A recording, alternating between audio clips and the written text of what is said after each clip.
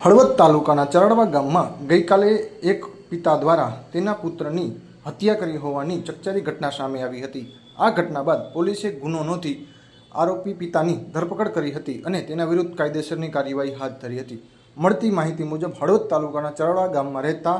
મનોજ દેવજીભાઈ સોલંકી નામના યુવાનની તેના જ પિતા દેવજીભાઈ કરશનભાઈ સોલંકીએ ગઈકાલે ગળું દબાવી હત્યા કરી હતી। હત્યા પાછળનું કારણ એવું સામે આવ્યું હતું કે મનોજ લાંબા સમયથી કામ ધંધો કરતો ન હોય અને પિતા સાથે અવારનવાર ઝઘડો કરતો હોવાથી પિતાએ ગુસ્સામાં આવીને પુત્રની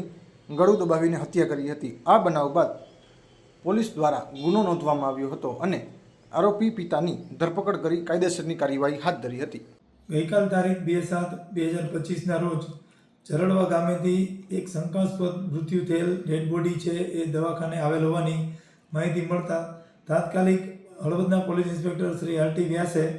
પોતે જાતે જઈ અને મરણ જનાર જે મનોજકુમાર દેવજીભાઈ સોલંકી છે તેના મૃત્યુ અંગેની માહિતી મેળવેલ અને આ માહિતીમાં પ્રાથમિક દ્રષ્ટિએ જણાવેલ કે ગળાના ભાગે